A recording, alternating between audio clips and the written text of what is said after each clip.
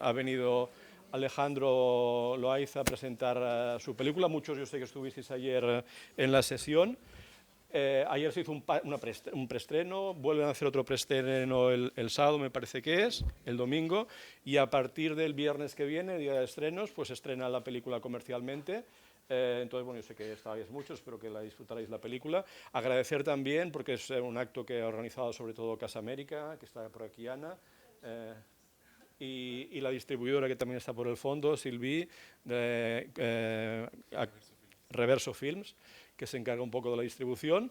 Y bueno, está bien, una distribuidora que bueno, está acompañando al director, a la película, o sea, un poco habla del esfuerzo que se tiene que hacer actualmente para mimar, para cuidar una película, acompañarla, cuidarla, hacer casi un puerta a puerta, un boca a oreja, para que las películas puedan verse en los cines. El lugar donde se tiene que ver, además una película donde es tan importante, digamos, la imagen, ¿no? Bueno, vamos a tener una conversación así distendida. Como sé que muchos la habéis visto y la tenéis muy fresca, en el momento que vaya saliendo la conversación, si alguien quiere comentar alguna cosa o una pregunta, pedís palabra y que bueno, sea una cosa más distendida y tal. Bueno, no sé si es apropiado, me lo comentaba Ana, casualmente hoy es tu cumpleaños. Sí.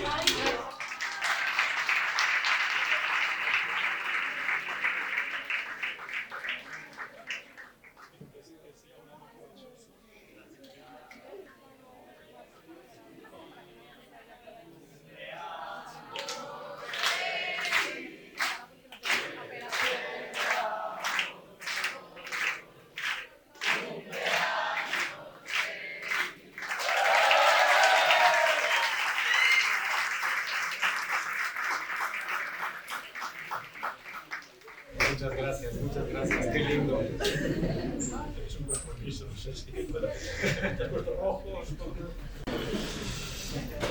Bueno, pues gracias también por la felicitación compartida, espero que sea un año provechoso. Hombre, está siendo un año provechoso, ¿no? Sí, sin duda. Hablabas ayer un poco también que el proceso de una película es muy largo, para ti ha sido desde el inicio casi 5 años, y no sé, después de 5 años cuando llega este momento, supongo que no sé, expectativa, temor, inseguridad, ilusión, no sé cómo te sientes en este momento. ¿Hablo aquí o...? Sí, Luis, pero tira para arriba la pestañita. Ahí está. Hola, perfecto. Sí, bueno, todos ustedes saben que cuando uno escribe, cuando uno comienza a mostrar su trabajo, entra un poco de pánico, entra ese temor de estar compartiendo algo íntimo, algo que has creado y mostrarlo, ¿no? Entonces, cuando ya la película estaba montada, la verdad es que yo sabía que la película estaba bien, era sólida. Tuve más momentos de inseguridad al escribir el guión.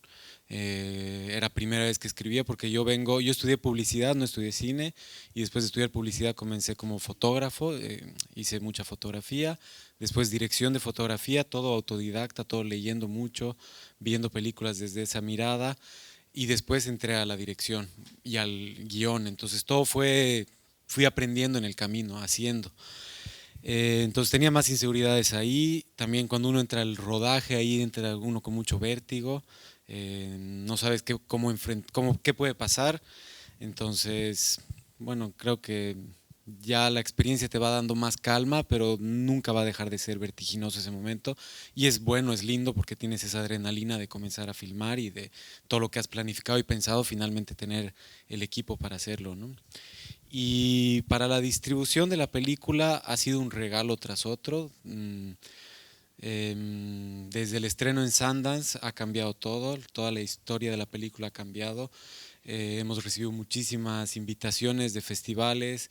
Gracias a ello también he entendido mejor la industria europea y también la norteamericana, que es muy distinta. Y ha sido una puerta de ingreso, o sea, es poner el pie en la puerta para entrar tanto a la industria norteamericana como la europea. Y ya no he sentido vértigo en ese momento, ahorita lo estoy disfrutando mucho, pero sí he aprendido que es otra instancia más. Uno piensa que ya cuando finalmente la tiene editada, ya está, se acaba la postproducción y ya, pero toda esta etapa he entendido que es muy importante y es la parte en la que uno hace la promoción y hace el networking y vas preparando el terreno para la siguiente película, para el siguiente proyecto. y tienes que ponerte lastimosamente algo que no nos gusta, pero en el papel de vendedor, tienes que estar vendiendo la película, porque hay muchísimas películas dando vueltas, muchísimas, entonces tienes que recordarles a tus amigos que la vean, a tus parientes igual, así por favor anda a verla, va a estar en tal cine, en tal lugar, a la gente con quien te encuentras, entonces tienes esta etapa de promoción, que si tu objetivo es que la gente vea la película, tienes que, bueno, olvidarte de tu parte artística y convertirte en un vendedor. Que lo has comentado, quería ir por otro lado, pero ya que das el pie, entiendo entonces que la selección en Sundance, la recepción en Sundance es fundamental para hacia dónde va a ir la película. ¿Eso cómo lo planificas? O sea, de entrada, una vez tenéis la película, dices, a ver, ¿cuál es el primer festival que tenemos que ir? ¿Por qué apostamos? ¿Y qué estrategia seguisteis como para la primera vez? Sí, ahí creo que hay algo que ha sido muy importante y ha sido primero la participación en laboratorios. Cuando estaba escribiendo el guión, postulamos un par de laboratorios, hay muchos abiertos alrededor del mundo, pero lo bueno de los laboratorios es que ya la gente de la industria comienza a registrar el proyecto, ya tiene el título, si les ha parecido interesante la historia ya la están esperando, y en nuestro caso la gente de ventas pidió a el laboratorio del Festival de los Tres Continentes en Nantes, que fue el primero que participamos, les pidió las carpetas de los últimos 3 años. Y la gente de ventas se interesó en el proyecto y comenzamos el contacto, pero fue gracias a ese laboratorio. Y es una agente de ventas que se llama Alpha Violet y es una pequeña boutique, solo elige 6 películas al año y las elige muy bien, las cuida muy bien.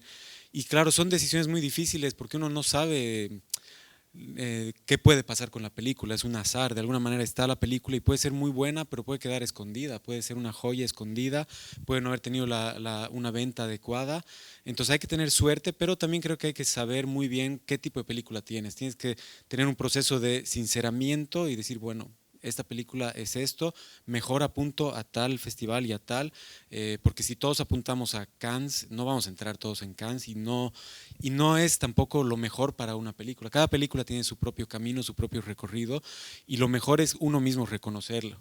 Y tal vez sin tanta, es imposible no tener expectativas, ¿no? Pero yo estoy aprendiendo a no hacerme muchas expectativas porque la desilusión puede ser grande cuando tienes la sala un poco vacía o cuando no quedas en un festival. Entonces estoy aprendiendo a no hacerme expectativas, que todo vaya sucediendo. Con la película hemos tenido suerte de entrar a Sundance. Eso ha sido, más o menos les cuento cómo fue. Firmamos con esta agente de ventas.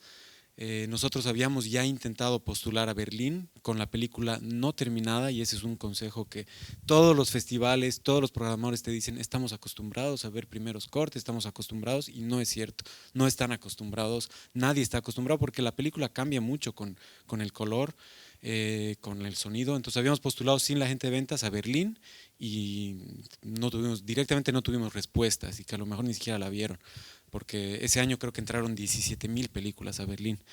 Y después firmamos con Alpha Violet y postulamos a Cannes. Y en Cannes estuvimos en el shortlist de Certain Regard y de la competencia oficial. Y obviamente estás ahí y no, al final, un día antes de que anuncien, ya sabíamos que no estábamos. Incluso yo me vi la conferencia de prensa a las 5 de la mañana hora boliviana con la esperanza de que haya habido un error y que sí esté, pero no estuvimos y ahí yo un poco me deprimí, pero fue por tener expectativas.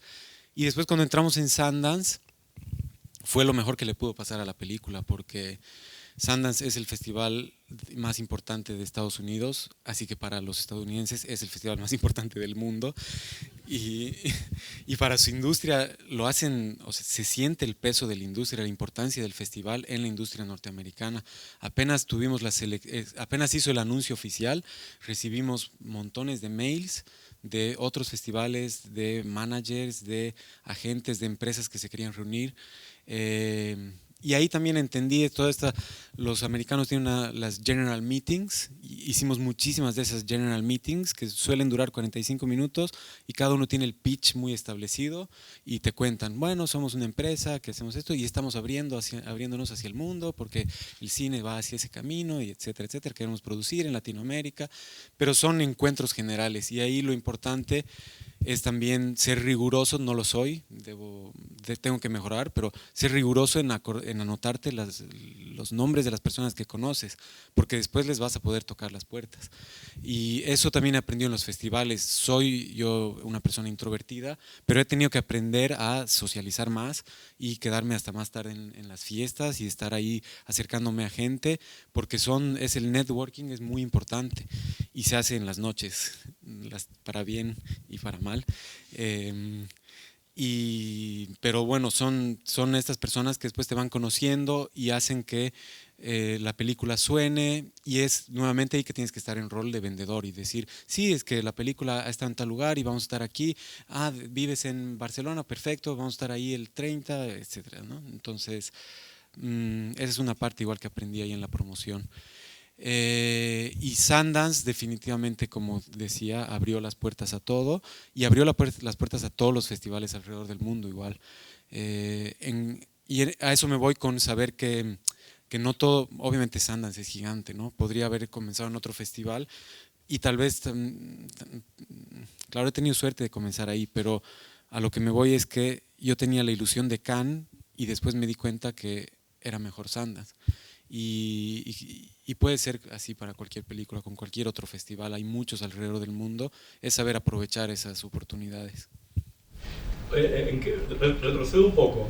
¿En qué momento del proceso de escritura, de preparación de la película, consideras que es el momento, o consideraste en este caso que era el momento oportuno para intentar una beca de desarrollo? Es decir, un momento muy inicial, cuando ya el guión está mucho más consolidado.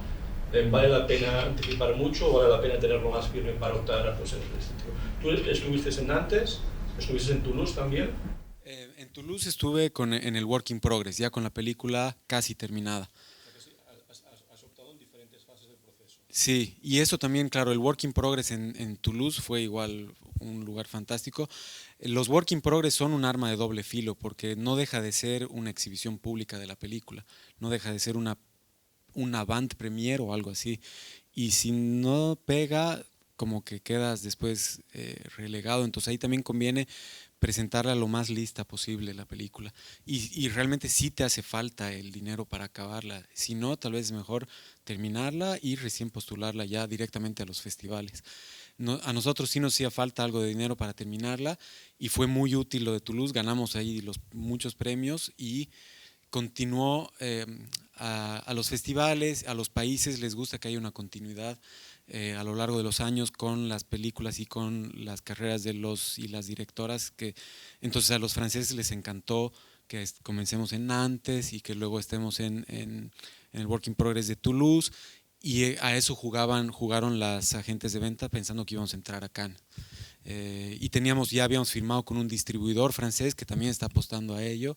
Al final no entramos y ellos utilizaron el estreno francés el siguiente año, es decir, que fue en Toulouse justamente, en el Cine Latino. Y ahí también, si el estreno mundial hubiera sido en Cine Latino, es un festival igual gigante, de mucha industria. O sea, hay muchos festivales, los programadores están dando muchas vueltas y por eso digo, no dictan cuáles son las buenas y las malas películas, es un parámetro más, pero siempre van a haber festivales que tengan mejor curaduría y que sean más pequeños. Perdona, entonces la escritura, sí, perdón. Para el laboratorio presenté una primerísima versión de guión. Es más, presenté un tratamiento y me seleccionaron con el tratamiento y me exigieron que escriba la primera versión de guión. Y era una versión muy cortita. Los que han visto la película han visto que tiene pocos diálogos y que es muy fotográfica. Entonces yo, al venir de la fotografía, escribí el guión muy desde mi lugar seguro, que es la imagen. Entonces era una colección de fotografías, de escenas muy fotográficas que iban progresando y que hacían la escaleta completa. Y la primera versión de guión tenía apenas 45 páginas. Y estuvo así hasta casi la última, más o menos la versión 5, y luego la versión 4, perdón.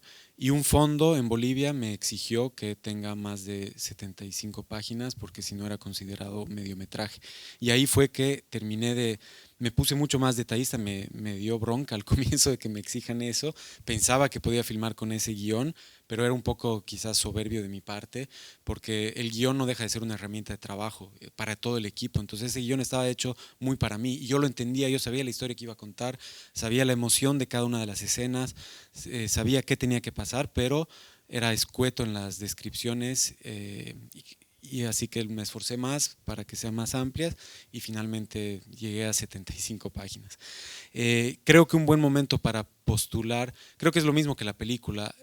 A veces tenemos, uno de los peores enemigos de los directores es la ansiedad. Siempre estamos ansiosos, siempre queremos presentar, siempre queremos filmar y es muy bueno porque eso nos dinamiza y creo que es algo muy común, ¿no? Nos dinamiza de estar haciendo y haciendo más y querer hacer más y meterte en proyectos, pero hay que tener cuidado con esa ansiedad al momento de postular porque también quemas el proyecto.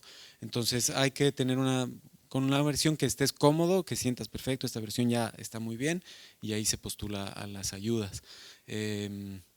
Porque también hay algo que pasa con los laboratorios y con las ayudas, es que los proyectos también envejecen. Entonces, si comienzas un laboratorio y pasas el siguiente año y haces otro y sigues en laboratorios, ya la industria te comienza a ver como el que está siempre en los laboratorios, como que, bueno, finalmente se escribe o no esa película. Y uno piensa que no están atentos en la industria, son muchísimos nombres que tienen que seguir y proyectos, pero sí están, porque al final se mueve mucho dinero y es una industria en la que tienes que tener buen ojo, así que todo el mundo está atento a descubrir la próxima película latinoamericana del año, la próxima película mexicana o española o lo que sea. El guión yo sí lo he compartido bastante, entonces cuando comenzamos a postular a fondos ya estaba bastante sólido, a pesar de que tenía pocas páginas, pero creo que la historia estaba muy sólida. La presentación en general, yo como vengo de la fotografía, colecciono mucho fotografías, entonces mi Instagram y mi Pinterest está lleno de colecciones de todos los posibles futuros proyectos que vaya a tener y voy coleccionando, entonces el mood board estaba muy bien presentado, había una muy buena descripción de cómo le iba a filmar, sabía muy claro, tenía muy clara cómo quería que sea la puesta en escena y creo que todas esas cosas van sumando, van sumando puntos. El guión es lo tercero que leen, pero primero van a leer la sinopsis, así que la sinopsis o el logline tiene que estar muy bien cuidado, muy bien reescrito, compartido y esta otra parte, la del mood board y todo eso también y la nota de intención, la trabajé muchísimo. Y ahora que cuando alguna vez he leído esa nota de intención me doy cuenta que estaba muy bien pensada la película y eso ha ayudado al proyecto.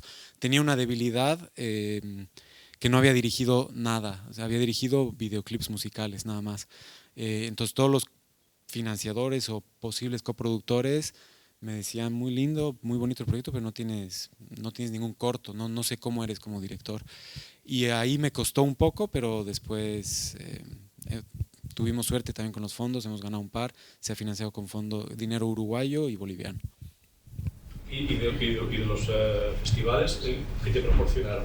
¿Te proporcionaron parte del presupuesto? ¿Te proporcionaron ayuda para el desarrollo?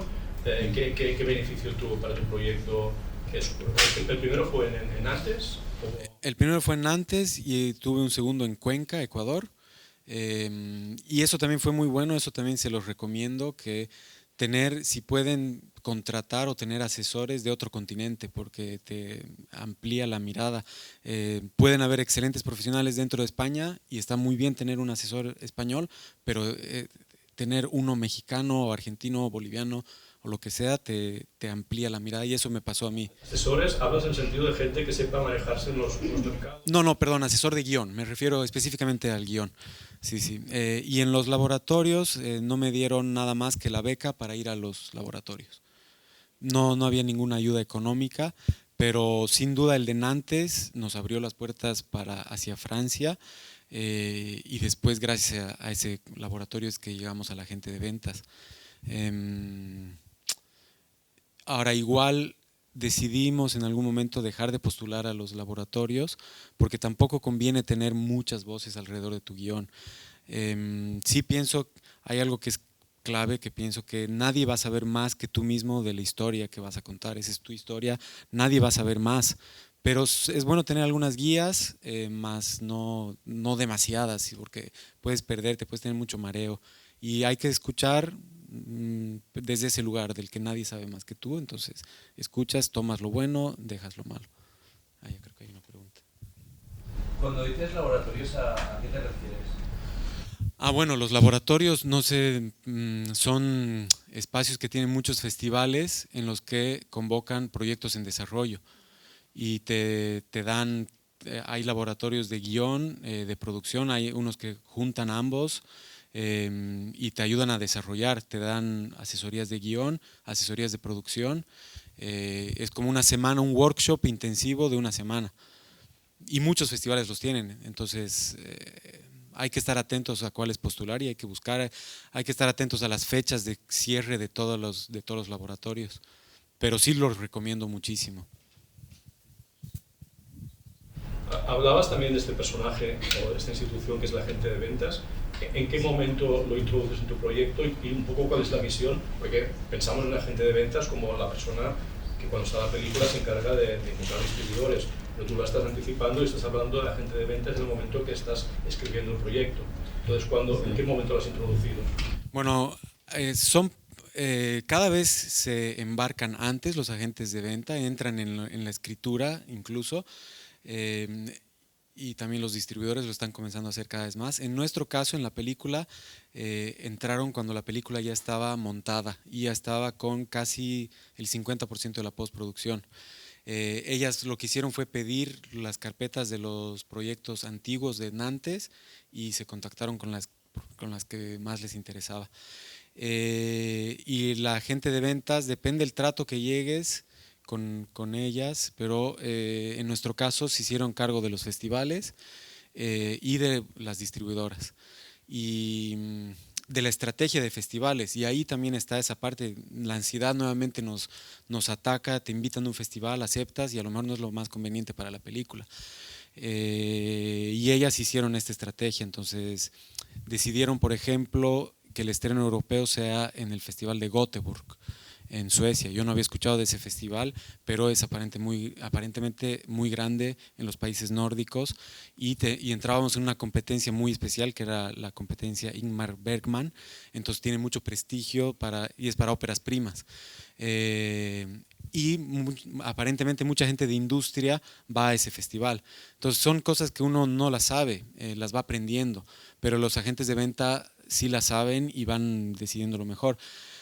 Ahora, es un socio muy importante, entonces también hay que siempre hacer la investigación de quiénes son estas personas, porque determinan el futuro de tu película. Y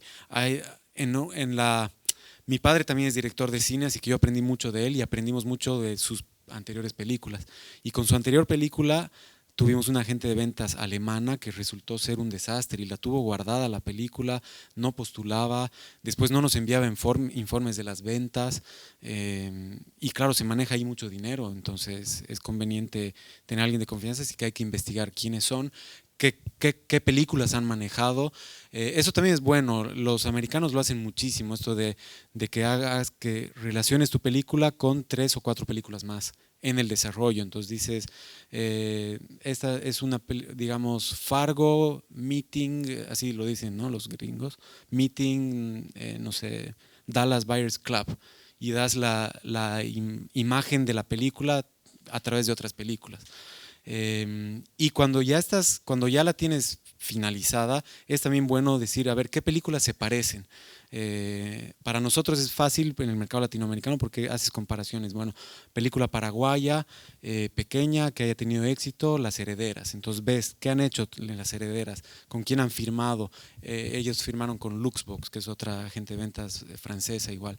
¿En qué festival comenzó? Entonces vas apuntando hacia dónde se puede parecer tu película. Y es bueno hacer ese ejercicio.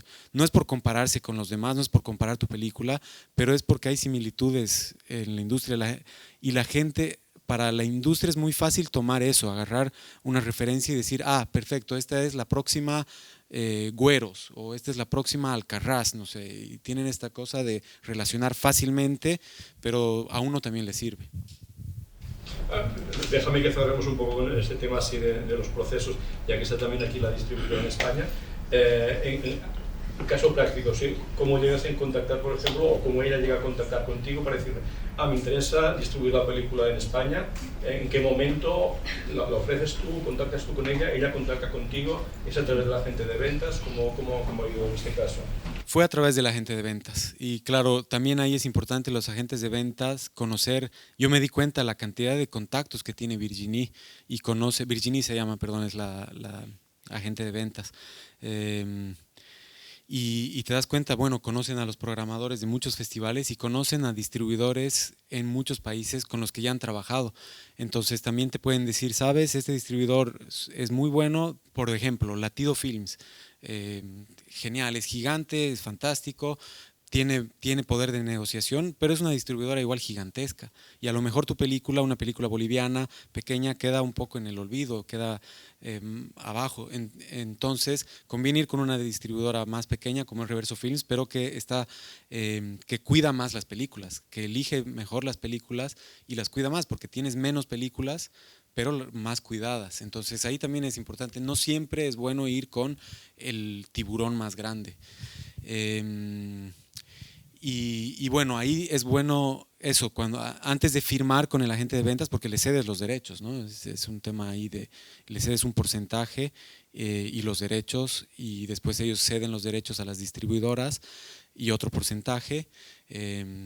Entonces es muy, muy, muy importante ver el catálogo, ver, ok, a qué películas han representado y saber cómo les ha ido a esas películas. La gente en la industria, yo no lo hago tanto, pero leen todos los días, todos los medios y están al tanto de qué está pasando en todos los mercados. Y es impresionante, a veces nos cuesta mirar fuera del ombligo, pero pasan muchas cosas alrededor del mundo, entonces deberían todos ustedes saber qué es Ventana Sur, por ejemplo, que es el mercado más grande en Latinoamérica.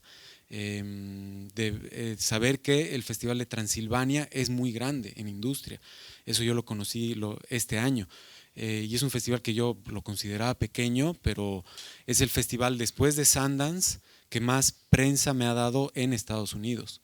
Entonces ahí también vas conociendo, ok, este festival es importante para Estados Unidos. Y en España igual, en España lo bueno es que hay muchos festivales, entonces pueden viajar, pueden ir y deberían hacerlo, cada vez tener el dinero ahorrado para irse a Málaga, para irse a San Sebastián, porque ahí está la industria, ahí está la gente y vas conociendo, vas haciendo contactos. Y también saber los objetivos de los festivales, es difícil, todo esto es un trabajo extra, ya tenemos mucho con tener que escribir las películas y promocionarlas y hacer todo, pero estar al tanto de qué pasa en la industria es muy importante. Y aprenderse los nombres y los rostros. Hay gente que lo hace bien, yo no tanto, pero es importante. Sobre este tema, ¿queréis alguien quiere ver algún tema que se haya quedado que quiera conocer? Sí. Yo, cuando estás así con una película, te tienes que mover mucho por distintas ciudades y demás. Bueno, es el escenario ideal. A mí me ha tocado que sea así. Este año he viajado muchísimo, he viajado por todo el mundo y he podido aprender de esto de la industria y los festivales. No es el general de los casos. Muchas veces quedas en un festival y solo ese, o quedas en 3 o 4. Entonces, cuando la película tiene un estreno en un festival grande, lo más probable es que sí te toque hacer todo eso. Pero también existe la enorme posibilidad de que no sea el caso y ahí hay que tener mucha fortaleza psicológica y de autoestima y mental para, perfecto, voy a la siguiente. No fue en esta, va a ser en la siguiente.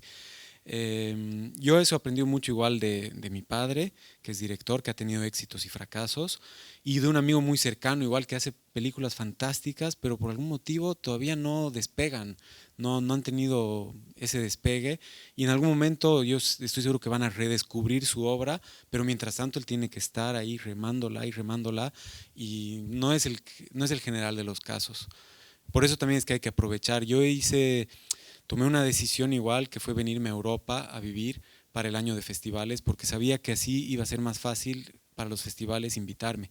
Invitarme desde Bolivia es mucho más caro, pero desde Madrid, que es donde pasé el último año, es mucho más barato, así que sabía que me iba a servir mucho viajar a los festivales.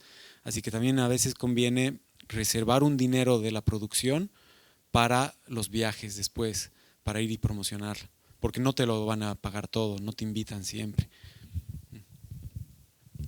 Antes has dicho que para vender tu película en Estados Unidos lo que se suele hacer es compararla con otras películas. ¿Eso no te parece como un arma de doble filo? O sea, que puede ser como algo negativo que te perjudique quitándote autoría. Sí, totalmente, pero yo creo que es algo que lo haces más que para ti mismo, lo haces para vender justamente. El tema es que el cine nos olvidamos, sí, estamos muy enfocados en lo autoral y así tiene que ser porque somos autores, pero en realidad es una industria gigantesca de ventas y todo el mundo está queriendo comprar. A mi película igual para la venta, ya cuando iba a estrenarse, entre la gente de ventas y el publicista norteamericano, agarraron algunos selling points y los sobresaltaron sobre otros. Entonces se habló mucho que es una película ambiental, de medio ambiente. Y sí toca el medio ambiente, pero no solo toca eso. Y yo no la considero una película medioambiental, pero ellos consideraban que eso iba a vender y que iba a tener impacto. Y lo tiene, porque en prensa lo tiene, y eso importa. Entonces, si no lo haces tú, lo haces para vender, para presentar la carpeta, pero no te lo haces para ti mismo. Yo hay directores que son muy de referentes y toman incluso una escena como referencia para hacer la suya, y eso sí que es peligroso. Lo que tienes que hacer es tu propia película, tu propia voz. Tienes que encontrar tu propia voz, eso sin duda, pero para la carpeta de ventas tienes que hacerlo. Y para la venta de la película igual hay que hacerlo. En Italia, los distribuidores italianos utilizaron un fragmento de una crítica y utilizan a Sergio Leone, que no ha sido un referente personal para la película, sí es un referente en general para mí, me encanta Sergio Leone, pero ellos han encontrado una similitud entre la película y Sergio Leone, entonces están utilizando eso para la venta, y ponen entre Sergio Leone y Sebastián Salgao, que es un fotógrafo brasilero, fantástico. Es un halago para mí, pero yo no me estoy vendiendo así. Bueno, ya son decisiones que no las tomo yo, pero creo que eso, al estudiar yo publicidad, fui un poco desprendido con todo eso en mi película, sobre todo en las de mi papá. A la hora de hacer el póster igual, uno quiere hacer el mejor póster, el que más hable de tu película, pero a la hora de la hora es mejor hacer concesiones porque el que la vende sabe mejor qué vende y qué no. Por suerte me gustan todos los pósters que han hecho de mi película, pero hay veces que puede que no te guste y ya, o sea, puedes pelear hasta un punto, pero el cine también, después de que está la película, tiene muchas otras personas especializadas en hacer lo que saben hacer, y eso es la venta, la industria. Pues vaya, que se ha introducido el tema también de Sergio Leone. Tenemos trocitos pequeñitos de la película. Si te parece, hacemos el primer plano, sí. Que me parece que es un primer plano que ya mete en una dirección bastante precisa la película. Y bueno, seguimos y así descansamos de palabra también y vemos. Sí que había bastante gente, ¿no? Ayer, más o menos, sí que hay bastantes que la habéis visto, ¿no? ¿Quiénes fueron? Ah, bien, genial.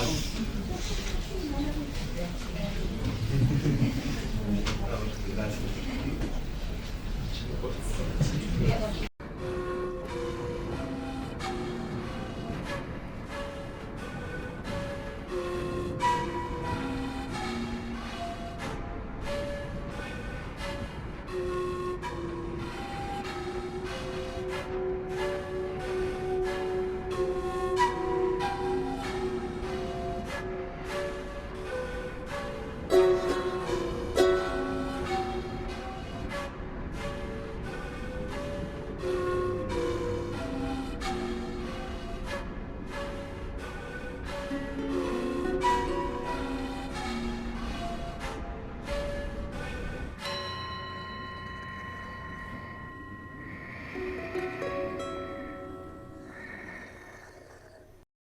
vamos, así arranca.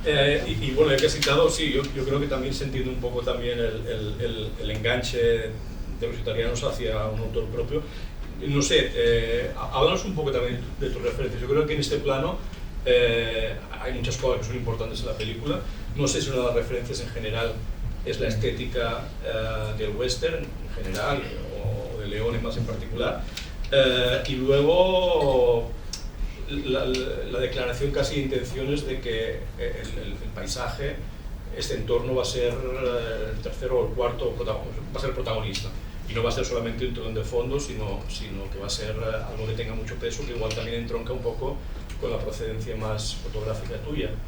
Y también esta mezcla, supongo que la música es una creación especial para la película, pero sí como retomas un poco toda la sonoridad a lo mejor pues andina, y cómo trabajas un poco partiendo de eso para elaborar pues, muchas cosas para tu película, ¿vale? Me hace recuerdo, si me olvido de algo, sí. Vale, la referencia un poco del western. Sí, creo que algo muy importante es cuando estás escribiendo la película, saber qué tipo de película es y qué puesta en escena demanda esa película.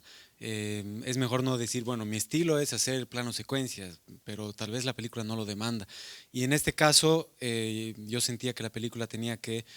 Lo que marcaba la estética de la película es el lugar, es este cuarto personaje que tú dices, que es la naturaleza y el altiplano, el sol, el calor de noche, del frío, el calor de día, el frío de noche, y la intimidad en los interiores y lo desolado gigante en los exteriores. Eso me marcó la puesta en escena para esta película. Sabía que tenía que marcar muy bien esta relación con el contexto, con el lugar, y quería mostrar este sentimiento de desolación, de abandono, de aislamiento que hay en el altiplano, que puedes pasar kilómetros, puedes conducir kilómetros y no ves ni un alma, es impresionante. Entonces eso tenía que estar en los exteriores y marcar esto de la dureza del clima ahí. Y contrastarlo con la cercanía en interiores, la intimidad, el lugar seguro de ellos dos, y acercarme a ellos. Entonces los interiores están marcados por los primeros planos, casi todo es primer plano, porque quería que ahí uno esté cerca de ellos, que sienta este lugar seguro, porque cuando uno entra, no sé si alguien ha estado en el altiplano, pero las casas son de adobe, de barro, y realmente cuando entras es un refugio increíble porque es el mejor material para tener una casa ahí. De día la mantiene fresca y de noche la mantiene caliente. Entonces es un verdadero refugio y al llamarse Nuestro Hogar, o sea, hacer referencia en el título a la casa, es como que también de alguna manera era otro personaje. Eso me ha marcado la puesta en escena. Y el mismo ritmo que hay en el altiplano, es más pausado, es otra concepción del tiempo. También me obligó a tener ese ritmo, esa cadencia para el montaje y para la cantidad de planos que iba a usar por escena. En cuanto a referentes, por ejemplo, vi muchas veces Ida de Pavel Pawlikowski y la estudié la puesta en escena porque me encantaba cómo estaba pensada la película. Fotográficamente es formidable, cada encuadre, cada fotograma lo puedes tener colgado en tu casa, y así que la estudié así muy de escena 1, plano 1, 2, 3, 4, saber cuántos planos utilizaba por escena, cómo cortaba, y tiene algo que a mí también me gusta, que eso sí ya puede ser más un estilo, que es el ritmo hacia la historia, todos los elementos del cine en servicio de la narrativa. A mí me gusta el cine narrativo, me gusta que te cuenten una historia, que se apaguen las luces y te van a contar la historia, que comienza aquí, pasa esto al medio y termina aquí. Y que todo eso esté al servicio, todos los elementos al servicio. Entonces me gusta un ritmo más acelerado. La película, los que han visto ya han podido ver que comienza con un ritmo, es un poco lenta, pero llega el nieto y acelera todo, y es un poco también ahí pensando en la puesta en escena. Digo, bueno, cuando están ellos dos en su rutina diaria, están solos y tienen un ritmo de vida, un ritmo de tiempo. Llega el nieto que viene de la ciudad y viene con otro ritmo, y viene con el ritmo de la ciudad. Entonces ahí también se acelera la puesta en escena. Son todas cosas que creo que la misma historia te va demandando. Entonces no hay que ser dogmático con uno mismo y decir, yo soy de planos largos, porque bueno, puede que sea algo que utilices para una película, pero lo mejor es utilizar lo que cada película demanda. Como les decía, guardo referentes, sobre todo visuales, de muchas películas, fotos, fotógrafos, lo que sea, en el Pinterest y en Instagram. Voy coleccionando ahí y voy coleccionando también referencias en video para cada proyecto. Entonces la próxima película que estoy pensando, creo que la voy a hacer por ahora. Tengo pensado hacerla más cámara en mano, un poquito planos más largos, más libre la cámara, siguiendo a los personajes, porque tiene, o sea, la historia y los personajes te exigen otra cosa de la cámara y del sonido. Entonces creo que eso es importante diferenciar, ¿no? Cada una. Y referentes después, bueno, particularmente para la película, está esto de Ida. He visto películas que estaban relacionadas, que me iban recomendando, como La Mujer de Arena, que es una película japonesa de los 50, Vidas Secas, que es una película brasilera, creo que también de los 50. Hay una película colombiana que se estrenó en Cannes el 2015, que se llama La Tierra y la Sombra. Después tenía Kaurismäki, Nubes Pasajeras, que no sé si la han visto, pero es una película de una pareja con muchos silencios igual y que comunican todo con silencio y con pequeños gestos. Entonces también iba tomando películas que en apariencia no tienen nada que ver con Utama, pero que sí sirven para entender algunas cosas. Entonces esta película yo la utilicé para la actuación y para los silencios, y de hecho se las mostré a los actores.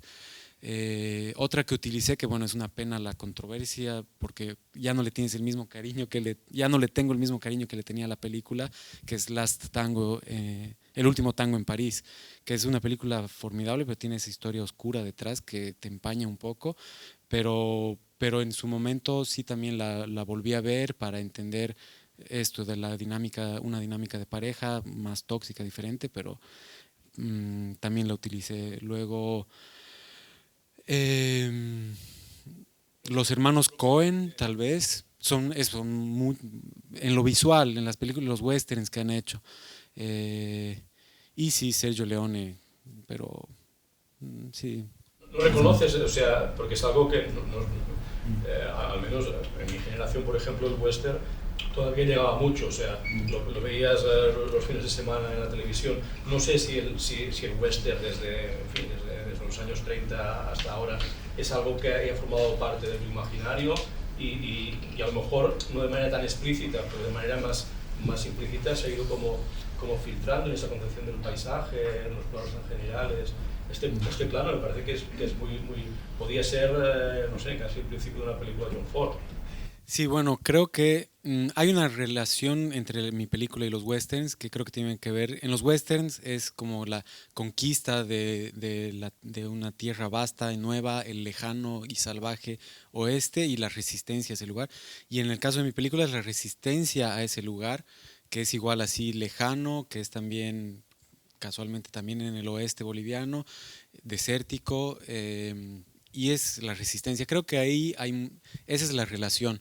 No tenía presente el western hasta que fui a hacer las localizaciones y ahí sí que vi que había una similitud clara, entonces los volví a ver. Cuando me comencé a poner serio en lo del cine, mi padre me recomendó que vea The Searchers de John Ford. Y esa película también la estudié, así como, bueno, ¿qué pasa? Como la escena 1 y 2 y 3. Entonces, de alguna manera debió influenciar en mí. Y sí pienso algo del western y de muchos géneros. Por ejemplo, las películas de mafia. El Padrino es formidable porque es una historia de familia. Te está hablando de una familia. Lo esencial del Padrino no es la mafia, no es el poder, no es Nueva York, es la familia, las relaciones familiares. Entonces, un buen western te va a utilizar el género para hablarte de temas así, de la familia o del amor, no sé. Y esos son los westerns que a mí me gustan. Había otro personaje que no hemos hablado, pero que tiene un protagonismo maravilloso, además son un encanto, con los lacitos que les ponen, es una maravilla, que son las llamas. Bueno, luego vemos un trocito de llamas porque me parece que, o sea, has cambiado las vacas, los vaqueros por las llamas, no sé si soy los llaneros, ¿no? Pero trabajar con ese grupo de animales, eso debe ser muy complicado. Sí, por suerte la llama es un animal muy inteligente, así que un poco fácil. A la quinta vez creo que ya sabían qué hacer, iban y venían. Obviamente siempre es difícil trabajar con animales, pero creo que también te dan una alegría en rodaje, que eso ayuda al ambiente. Las llamas son muy fotogénicas y la gente realmente, siempre veías un distraído del equipo mirándolas a las llamas. Siempre, sí. Y bueno, hemos hecho uso de en todas las escenas hay llameros a los dos lados que hacen que estén caminando recto en un mismo lugar y después los hemos borrado. Pero eso son todas esas cosas que, bueno, ahí voy a otra cosa que yo hago, que en estilos de dirección cada uno tiene el suyo, pero a mí me gusta planificar mucho. Me sirvió planificar para entender mejor la puesta en escena, para saber qué qué demandaba la película de la puesta en escena. Entonces tenía todo dibujado en storyboards, sabía cuántos planos iba a tener cada escena y me sirvió planificar. Quizás en algún momento me gustaría llegar más libre a un rodaje, pero creo que la planificación te ayuda primero a aclarar tu cabeza y segundo, ayudas al resto del equipo igual. No hay nada peor, he trabajado muchas veces como ayudante de dirección y no hay nada peor que un director caprichoso que ahora quiere que, no sé, que pase, no sé, que haya un perro en escena y hay que conseguir el perro y quiere, bueno, que va cambiando cosas ahí, que está bien, es legítimo y además no puedes cuestionar el trabajo creativo de alguien, el proceso creativo de alguien, pero creo que la planificación ayuda al resto del equipo a hacer mejor su trabajo. Entonces, saber que íbamos a trabajar con llamas requirió mucha planificación y sabíamos que íbamos a hacer los efectos especiales. Entonces, la planificación de efectos especiales, en una película así parece que no hay, pero hay algunas cositas que siempre vas a tener que borrar o mejorar. Entonces, bueno, sí, es bueno planificarlo. Quiero preguntarte, referente a las llamas y a los efectos especiales, hay una escena en la que está la llama que está enferma y la llaman al río a darle agua. Y estaba ahí muy quieta la llama y me preguntaba si la estaba viendo la película y se veía muy real. Y me pregunté si era un muñeco, si era CG o era bueno que la habías anestesiado, no sé si, como curiosidad técnica, ¿no?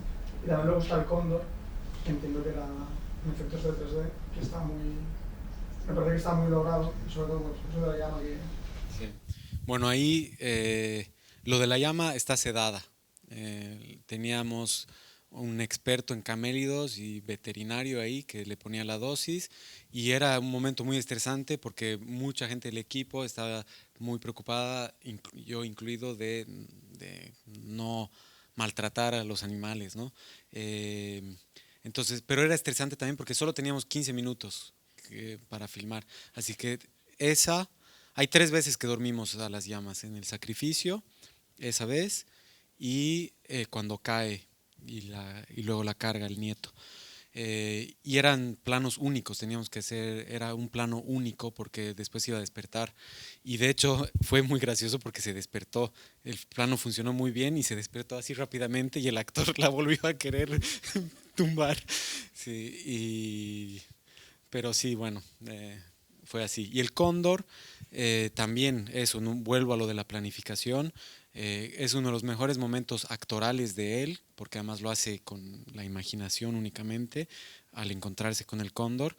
Y es una mezcla de footage real que compramos y lo pusimos en este lugar y algunas cosas de 3D para ayudar en el corte, porque el plano general está más parado, así que le aumentaron lo último del ala y antes de eso aparece un ala por delante de cuadro que también nos ayudaba al corte. Ahí el proceso también con el montajista ha sido genial, con Fernando Epstein, que es uno de los montajistas y productores más importantes de Latinoamérica. Y él es muy riguroso del corte, así como el corte fino el corte fino te puede cambiar realmente la película. Es impresionante cómo 6 cuadros te cambia el corte, ¿no? No sé si han leído de Walter Munch, ¿cómo se llama? En el momento del parpadeo. Es un libro de cabecera para el cine, ¿sí? Y ahí justamente te habla de esto del corte fino, entre otras cosas. Dani, ¿tú querías preguntarle algo antes? Sí. Ahora que has hablado antes de la imagen y todo eso, ayer no sé si te fijaste que pasaron una película con el aspect ratio diferente. Entonces, claro, yo en el momento que estaba viendo la película digo, no sé si es algo que tú has querido grabarla en 16 novenos, pero ya ahora estoy viendo que realmente la planeaste y la grabaste en 2.35. Entonces quería preguntarte qué es, o sea, llegar de repente ayer a la sala y ver que estaba mal la película. O sea, por suerte no lo vi, me hubiera vuelto loco, porque claro, ¿qué haces? Tienes que parar la proyección y volver a comenzar. ¿En serio se pasó en 16:9? Es una pena porque la vieron mal. Intencional. Sí. Había algún momento en la cena en la que se confrontan el abuelo con el nieto, sí. Y hay un momento en el que el abuelo como que le reprocha y el nieto se tira para atrás y desaparece. Y desaparece del cuadro. Y yo entendí, coño. El reproche le ha echado de la mesa, ¿no? A nivel de cuadro, pero no, es que estaba cortado. Sí, no, claro, no, me di cuenta después, ¿no? Bueno, la buena noticia es que la tienen que volver a ver. Así que vayan el domingo, me voy a asegurar que esté en 2.35 y luego se estrena el 28. Ahí estoy vendiendo. Qué pena, porque claro, para mí era el aspect ratio, es algo que también hay que pensar, que también es bueno alejarse, eso lo dije igual ayer, pero es bueno alejarse de las modas, porque de pronto entra una moda, hoy en Latinoamérica todo el mundo está filmando en 4:3. Y bueno, creo que aquí también muchas películas y dices, bueno, ya está de moda, es muy lindo el 4:3, pero justifica por qué vas a hacer 4:3. ¿Quieres que haya un sentimiento de opresión, que los personajes estén cerca en cuadro? Perfecto, si hay razones hay que hacerlo, pero si no, o sea, no hacer nada por moda. Y el 2.35 para mí era muy importante por esto del paisaje, la desolación, para mostrar también lo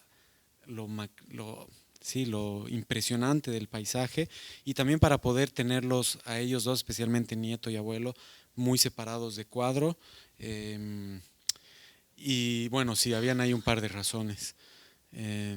Bueno, qué pena Qué pena, qué mierda. Sí. Vemos un trocito y introducimos un poco el tema de los actores. Sí.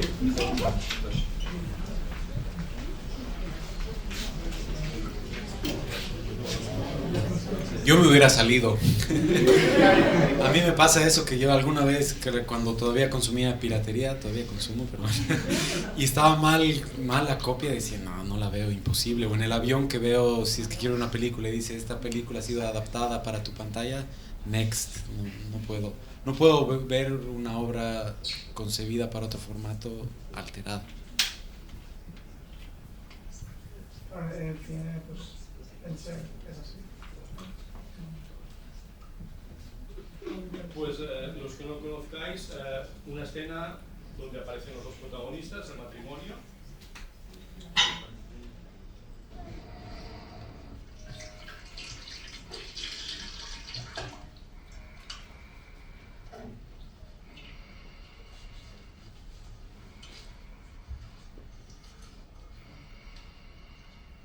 Yo tu cumpina.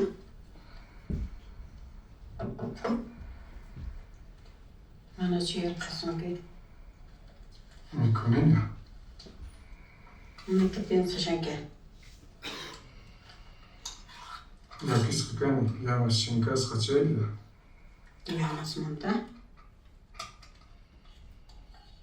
Imagínate, Purishenko. Walahi kama chef, walahi kanka. Manchete rupan.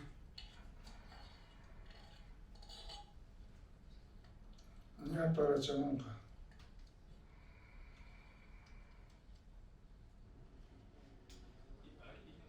Ya que os hablaba, las llamas, las miramos un momentito, que son tan bonitas. ¿Esta casa la construiste especialmente, supongo, para...? Sí, la construimos.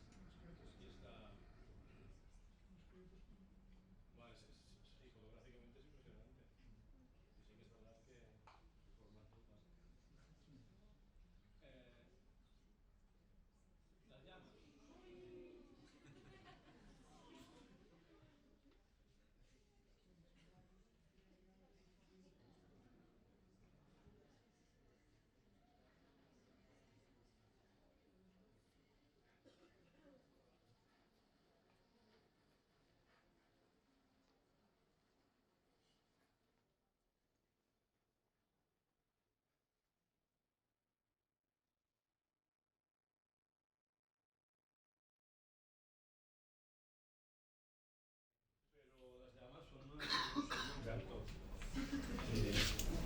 Y bueno, también un poco al hilo de todo esto, la selección de los colores, porque es una película también con colores muy vivos, no solamente por las cintas estas que tiene, sino también por el vestido de las mujeres, la escena, igual la vemos después en el río, también es una escena muy colorista. Bueno, pero no era por eso, era un poco más también por el tema de los actores. Sí. Actores que no son profesionales. Luego supe que eran, curiosamente, matrimonio ellos dos, sí, un matrimonio real. Si hablamos un poco del proceso de búsqueda, ¿sabes lo que quieres buscar? Lo descubres así de manera sorprendente. ¿Cómo los convences? ¿Cómo trabajas con ellos? No son actores, obviamente. Sí. Un poco todo este sistema de... Sí, bueno, un poco de la paleta de colores, creo que es lo mismo, la película te la demanda, no hay que ser caprichoso y meterlo porque te gusta, entonces era muy naturalista, y los colores, yo creo que al ser un paisaje tan monocromático, ellos incorporan colores muy vivos en la vestimenta y en las llamas. Y los actores, ese sí fue un momento de vértigo real que tuve cuando comenzamos los ensayos. El proceso, sabíamos que iba a ser muy difícil conseguir personas mayores que sepan actuar, que hablen 2 idiomas y que conozcan el campo. Entonces lo que decidimos fue buscar en la región. Viajamos por toda la región, que es una región bastante amplia, grande, más que amplia, perdón, es bastante extensa. Y fuimos tocando puerta a puerta, buscando a todos los ancianos y haciendo pruebas de actuación y preguntando si estaban interesados o no en actuar. Y generalmente era difícil porque, claro, había una señora en una comunidad y había un señor en otra que estaba a 45 minutos y después ver cómo construir esa química. Y yo a ella la vi cuando estábamos haciendo, antes del proceso de casting, cuando estábamos haciendo localizaciones. Y la vi fuera de su casa y me llamó la atención inmediatamente. Tiene una mirada muy dulce, pero al mismo tiempo muy profunda. Y en ese momento no le interesaba porque tiene una noción muy diferente con el cine, una relación diferente con el cine. Después ya vieron que íbamos en serio, así que finalmente se convencieron. Y cuando comenzamos a ensayar fue el momento que quizás más miedo sentí porque los primeros 3 días no estaba funcionando y entré en un pánico terrible. Lo llamé a mi padre, le dije no sé qué hacer porque ya faltaban 6 semanas o algo así para rodaje y era imposible, ya habíamos buscado por todo lado, no habíamos encontrado a nadie. Y más bien, bueno, y ahí, sí, verdad, ahora que me acuerdo, claro, en ese momento lo que decidieron en producción, lo que decidimos con producción es que viaje un coach de actores a ayudarme. Y fue el coach de actores y les hacía un taller intensivo en las mañanas de actuación, de gesticulación, improvisación, todo, y en las tardes ensayábamos el guión escena a escena. Yo no quería en un principio tener un coach de actores porque siempre es complicado trabajar con alguien más que sienta que tiene la potestad de dar indicaciones a los actores.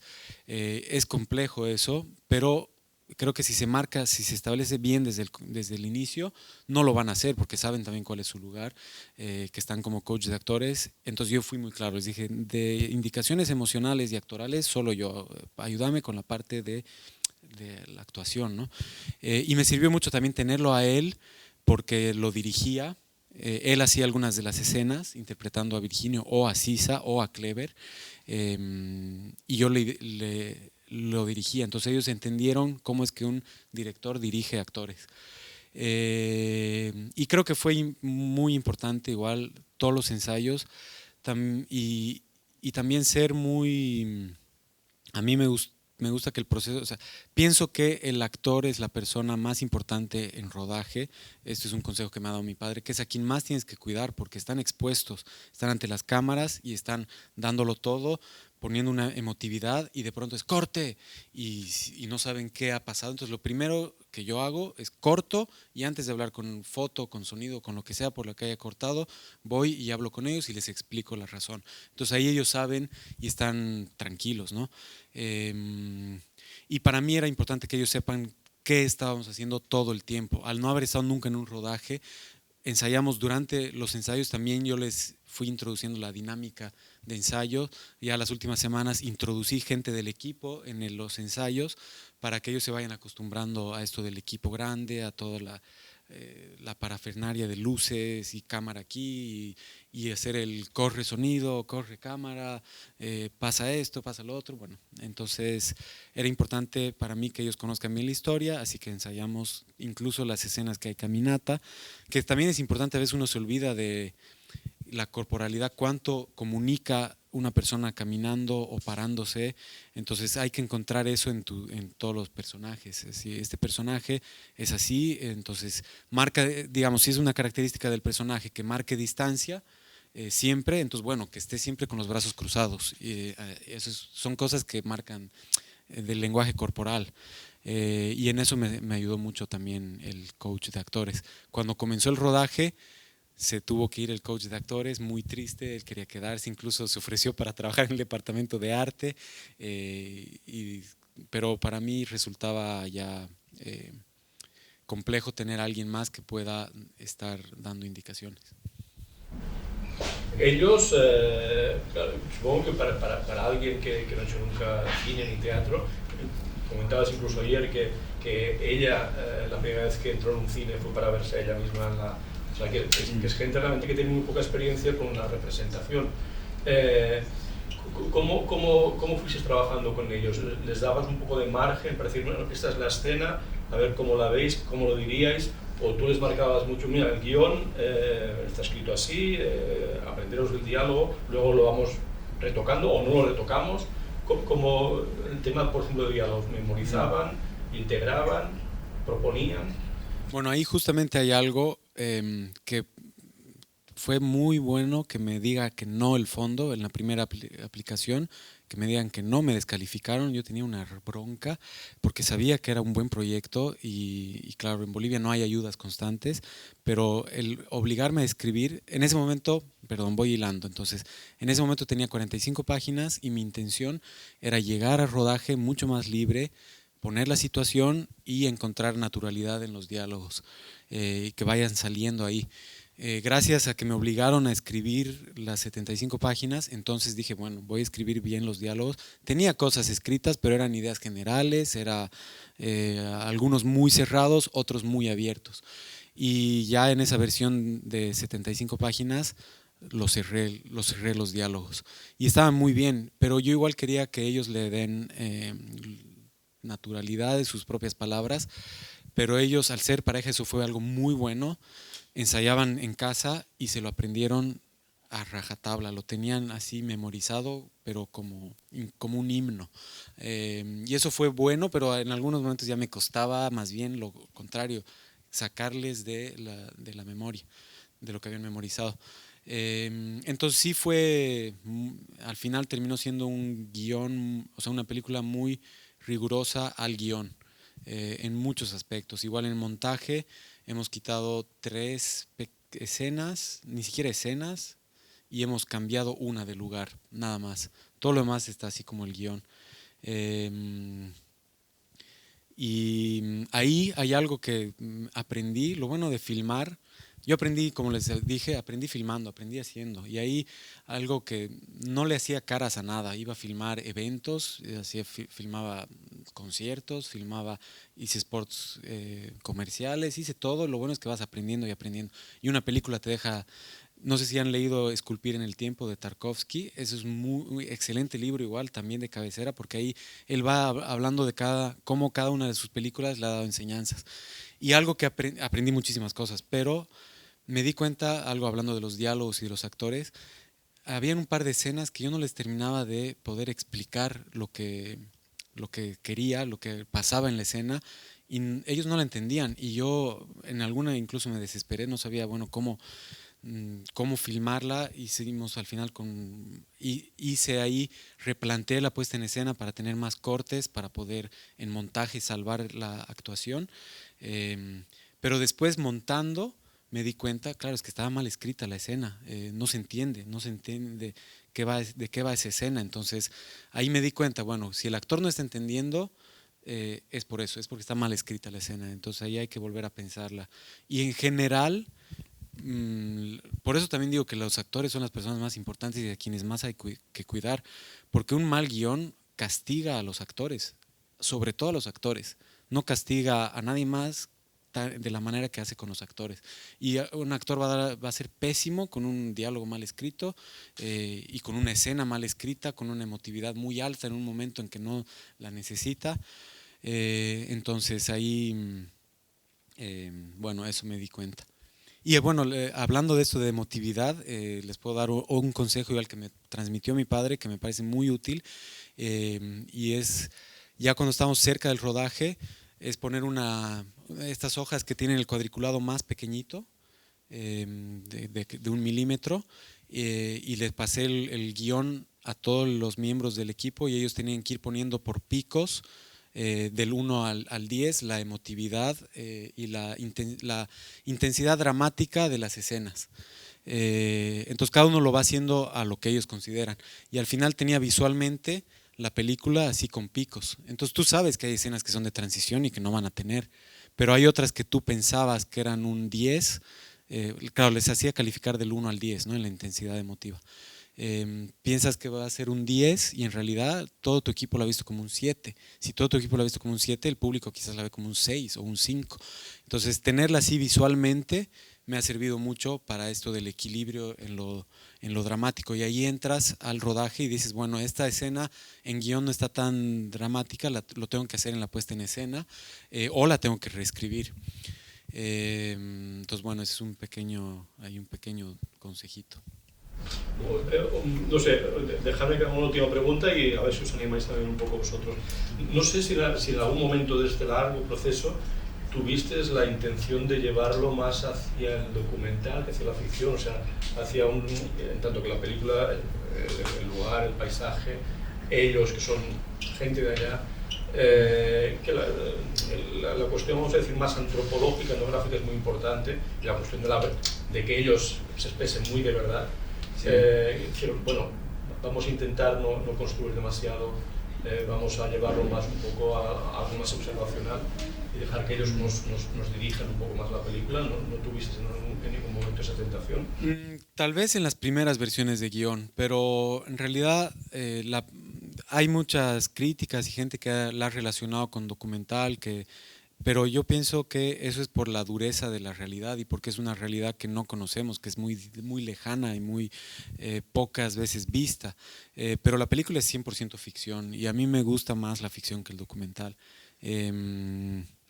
Y así que esa tentación la dejé atrás muy rápidamente y quería hacer ficción y estaba la escribí como ficción, la puse en escena como ficción. Y creo que también necesitaba que sea ficción. El nuevo proyecto que estoy comenzando a escribir tiene una parte que necesita ser contada en documental, entonces estoy tentado de, durante toda la investigación, hacer un documental, porque es algo terrible que está pasando.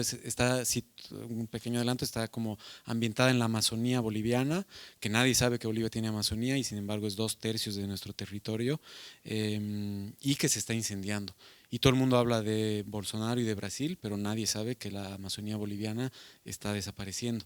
Entonces esa temática sí necesita un documental importante que explique por qué está pasando y qué está pasando.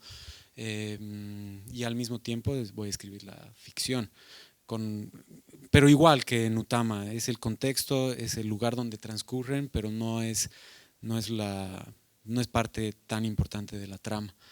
Entonces ahí también creo que la tentación estaba con saber qué tipo de película estás haciendo. Eso es bien importante y lo repito siempre, hay que saber. Con mi padre nos pasa un poco, tenemos esa dificultad, que él es muy abstracto en su pensamiento, dibuja increíble, es impresionante cómo dibuja, pero le cuesta transmitir sus ideas en la parte pragmática del documento de venta, de qué película estoy haciendo esta película. Y eso te ayuda a ti y le ayuda a todo el resto del equipo, saber qué tipo de película estás haciendo, ¿no?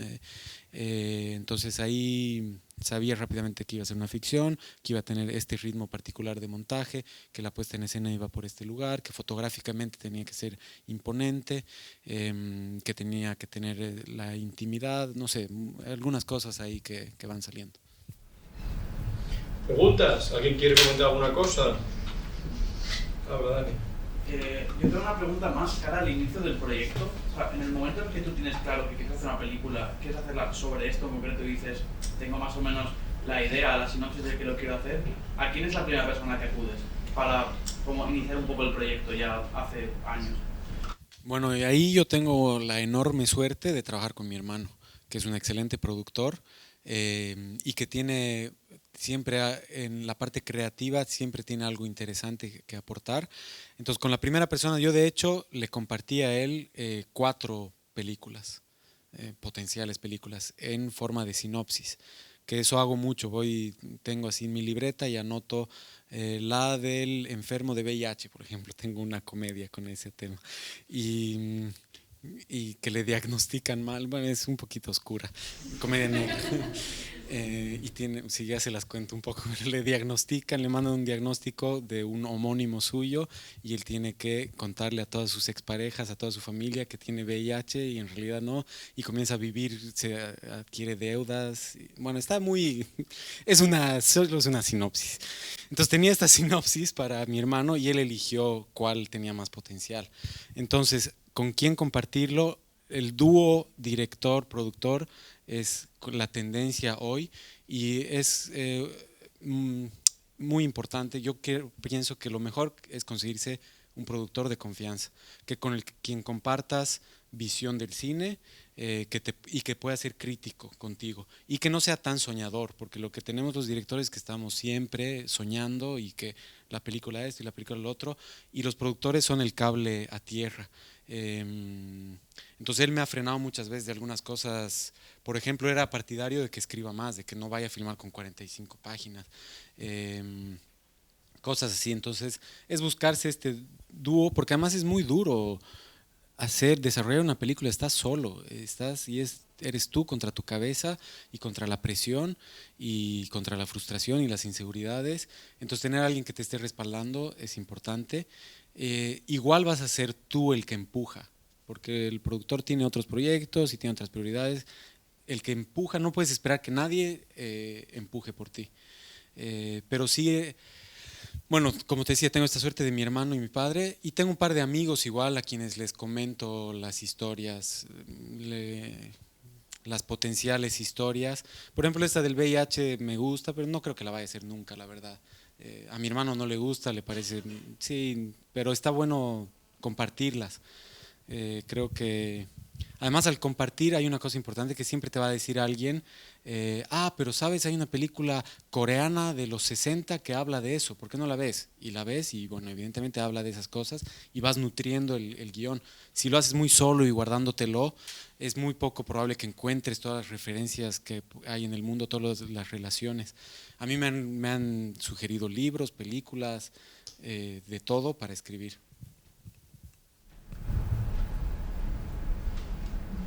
Nadie, ¿no? Yo, disculpa, diré, Alejandro, que me parece que has hecho un poco de trampa, en el sentido que dices, no, yo era de fotografía, estudié publicidad, pero claro, estás poniendo un poco todos tus prólogos. Tu padre es director de cine, tu hermano produce, o sea que tú has crecido un poco en un ambiente de cine. Sí, sí. En algún momento leí o escuché que sí que habías tenido un poco como el rechazo a ese mundo, pero has vuelto. Sí, sí. En cualquier caso, bueno, o sea que tu formación es muy cinematográfica, pero también en qué momento dices, vale, yo era de foto, me gustaba la foto fija, hacía muchas fotos, hago dirección de foto en cine, pero paso a la dirección. O sea, cada paso, un poco, ¿qué te motiva eso? Cada paso. Sí, bien, como dices, claro, tengo ese, y mi madre es escritora, entonces ahí también tengo, sí. Entonces en casa siempre teníamos, lo he contado el otro día, me ha parecido snob, pero claro, mi madre nos incentivaba a que leamos regalándonos discos, entonces muy snob, así, voy a leer para que me regale un disco. Entonces, bueno, sí, la que más incentivaba en casa que leamos, sobre todo leamos, era mi madre. Entonces, de adolescente yo leía muchísimo, sí, me acuerdo, era lo que más me gustaba. Después lo dejé, hoy leo menos, sigo leyendo. Y ella siempre quería que estudie algo creativo. Y yo estaba claro, al tener padre director en Latinoamérica, lo que nos trajo fue también, esto es algo muy íntimo, ¿no? Pero nos trajo problemas económicos. Entonces yo no quería nada con eso, quería estar lejos de eso y quería hacer algo que haga dinero. Y comencé con publicidad porque veía, bueno, hay algo creativo ahí y hago dinero. Y todo lo que leí, creo que algo importante, igual que es que estoy en paz con todo lo que he hecho, que no me arrepiento de nada. Primero estudié comunicación social, muy breve, 2 años, que es una carrera muy general así en Bolivia. Y después pasé a publicidad, terminé la carrera. Trabajé 1 año en una agencia publicitaria en Argentina, porque estudié allá. Pero todo lo que aprendí en publicidad me sirve ahora para hacer cine, porque nos daban muchos libros de psicología, muchos libros de comportamiento del consumidor que analiza la sociedad, muchos libros de sociología. Bueno, eso, ¿no? Lo que hacen los publicistas es un poco vil, es aprender al ser humano para después venderle. Entonces, pero sí me sirvió para entender la sociedad, para entender cosas del mundo. Entonces estoy en paz con haber trabajado en publicidad, haber estudiado publicidad. Y cuando estaba haciendo comunicación social, comencé a hacer foto. Hice un curso de 35 milímetros, que fue maravilloso. Y me enamoré de la foto, así que comenzaba a hacer fotos todo el tiempo. Andaba con mi cámara, siempre con la cámara. Y ahí mi padre me ayudaba mucho en el tema de composición. Y eso también, que es importante, no ser... como que tener un desprendimiento con lo que haces. Entonces mi padre a veces era durísimo, era fulminante. Yo tenía 21 años y me decía, mala, mala, mala, está bien. Y yo al comienzo me enojaba, pero después me di cuenta que en realidad sí eran malas y estaba siendo un poco duro. No es que él sea duro, más bien es la persona más dulce que hay, pero está, bueno, es trabajo, estaba viendo el trabajo y juzgándolo. Y después de la foto, lo acompañaba a los rodajes, a hacer foto fija. Y me comencé a interesar por la iluminación. Vi que en el cine puedes hacer puesta en escena y no hay nada más divertido que eso, crear lo que tú quieres fotografiar. Entonces me parecía increíble decidir dónde va la luz para tu fotografía. Así que aprendí de iluminación y aprendí a hacer dirección de foto. Y estaba convencido que iba a ser director de fotografía. Casi vengo a España a hacer un máster en dirección de fotografía, eso quizás hubiera cambiado mi carrera. Y en algún momento comencé a interesarme por la dirección porque quería más responsabilidades. En la dirección de foto tienes bastantes, pero en algún momento no puedes decidir más porque quien decide es la directora o el director. Entonces me frustraba eso y dije, bueno, no, yo quiero dirigir algo. Y comencé con videoclips musicales para ayudarla a mi exnovia con su banda a promocionar sus canciones. Así que comencé con eso. Y eran muy narrativos y trabajé con muchos actores. Después me llamaron otras bandas y ya estaba decidido que quería hacer dirección. Y la historia, bueno, lo bueno de eso también es que ustedes tienen mucha presión porque están estudiando cine. Y todo el mundo está esperando que hagan su próximo corto, el primer corto, y después que vivan de eso porque han invertido en su educación y están esperando resultados. Y ustedes mismos están esperando resultados. Entonces yo entré sin presión absoluta porque era fotógrafo. A nadie le importaba lo que yo estaba haciendo, así que entré sin presión a escribir. Ahora, esa presión también es autoimpuesta muchas veces y que lo mejor es olvidarse. Si no se dirige, bueno, no se dirige, se trabajará en la industria, harás otra cosa. Y yo también estaba en paz, como les decía, he filmado mucho y estaba en paz con ello.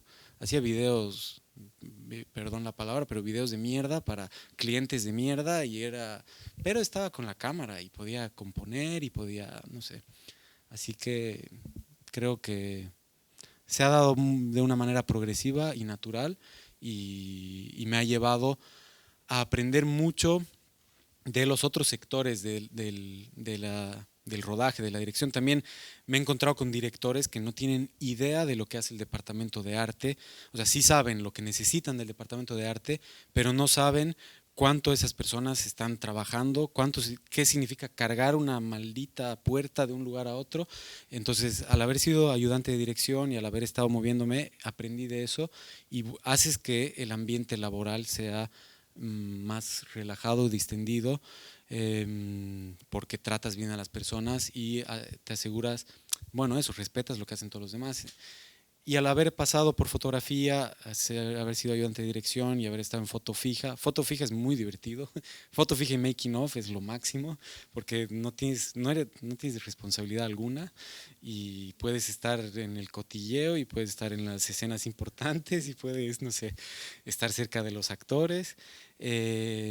Pero aprender de todas las áreas me sirvió al momento de dirigir, que había aprendido de eso, de las otras áreas. Así que si son directores, les aconsejo que hagan eso. En algún rodaje, hagan arte.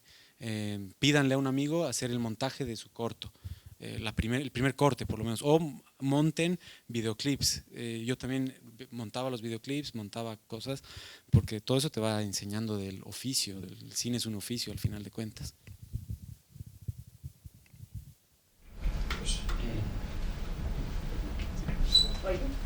¿Sí? Quería preguntarte si para tu próxima película vas a elegir actores naturales, como hiciste ahorita, que está muy de moda, además como que está gustando mucho, o planeas trabajar con actores profesionales. Bueno, la película tiene otros riesgos y otros desafíos, entonces tengo que trabajar con un cast mucho más grande. Tengo que trabajar, son escenas con mucha más gente, entonces probablemente haga lo que hice en esta, una primera búsqueda de actores profesionales y después, si no encontrar gente natural y tal vez combinar, porque algo que te presenta el actor natural es que conoce esa realidad, entonces puede, más que él ser parte de un retrato que haces, lo que te sirve es utilizar lo que él conoce de esa realidad para la actuación, ¿no? Igual va a ser un cast difícil porque tengo que buscar chicos de 18 años, entonces poco probable que hayan profesionales. Así que bueno, cada película exige algo. Y después ahí también, claro, después cuando comienza a tener gente que invierte y demás, también te comienzan a imponer celebridades y cosas, ¿no? Que pasa en países con industria. Bueno, sí, en Latinoamérica todavía, por suerte, también, o sea, para bien y para mal, no tenemos un sistema de estrellas, entonces da igual si es un actor conocido o no, porque no hay sistema de estrellas. Bueno, ¿había alguien también por aquí? Bueno, un poco en relación con lo que decías antes, te quería preguntar si habéis hecho la foto de esta peli o trabajaste como un director de foto. Trabajé con Bárbara Álvarez, que es una fotógrafa uruguaya que ha trabajado en La Mujer sin Cabeza de Lucrecia Martel, que si no la han visto se la recomiendo, es una joya. Y ha trabajado siempre con directores importantes en Latinoamérica, así que para mí era igual, es también algo que producción quería, que yo tenga una persona muy experimentada en fotografía. Y a mí me sirvió muchísimo tenerla a ella, me respaldó, me apoyó y lo hizo mucho mejor de lo que yo lo hubiera hecho. Además me dio la tranquilidad, yo estaba tranquilo. Sabía que ya habíamos discutido mucho cómo iban a ser los encuadres, todas las referencias visuales que yo tenía, habíamos discutido mucho la peli, pero ya en rodaje yo estaba tranquilo porque sabía que el encuadre que ella me iba a proponer iba a ser siempre el mejor. Pocas veces hemos movido, pero también por eso, porque la teníamos muy planificada. Entonces también la planificación, o sea, yo digo pros de la planificación, porque no hay que imponer estilos de dirección, pero los pros de la planificación es que has discutido ya muchas de las cosas y llegas y ejecutas. Sobre todo si tienes una película con los días contados de rodaje, con el presupuesto justo, sirve la planificación. Y con ella también lo bueno es que tiene una sensibilidad increíble y comparte este modo de trabajo, comparte el hecho de que los actores sean lo más importante. Compartimos muchas cosas y así que fue fundamental tenerla, un privilegio además. Y ahí voy a otra cosa que es importante igual para la industria nuevamente, que yo lo aprendí después, pero sumar nombres importantes siempre suma. O sea, al tener a Bárbara Álvarez y a Fernando Epstein, todos los festivales decían, la ha editado Fernando Epstein, ok, a ver, veremos. Incluso en las notas de Estados Unidos que han habido en las críticas, siempre hablan de Bárbara Álvarez, de Headless Woman, o sea, hacen referencia a Lucrecia Martel, hablan de Fernando Epstein, que ha editado Monos, entre otras, ha hecho Whisky, que no sé si la han visto, latinoamericana, igual que es otra joya. Entonces, bueno, eso también te suma tener personas, más allá de, no hay que sumar personas por sumar, eso también es importante. Tienes que tener afinidad en muchas cosas, es sobre todo foto y dirección, la relación es muy estrecha, tienes que llevarte bien, tienes que compartir mucho, entonces es importante decir las personas por afinidad, pero también siempre tener en cuenta que, bueno, esta persona ha hecho esta película, va a sumar esto para más adelante. Y los técnicos lo saben eso perfectamente, saben que, y buscan, ¿no? O sea, haber editado una película de peso te va a abrir la carrera y te la va a cambiar y te va a permitir estar en pole position contra el resto de los montajistas.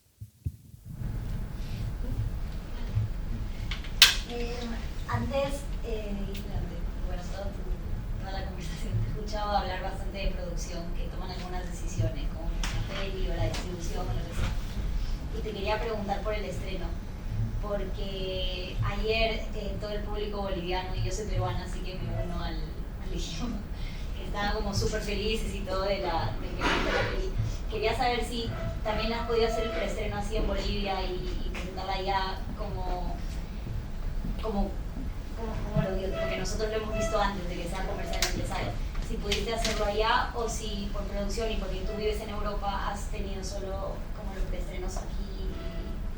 Ya, claro, o sea, ahí hay algo importante que pasa en muchos países de Latinoamérica, que por alguna extraña razón necesitamos validación de afuera para presentarlo adentro, para que la gente se interese. Entonces, es una estrategia común en Bolivia, intentar hacer circuito de festivales y luego llegar al estreno.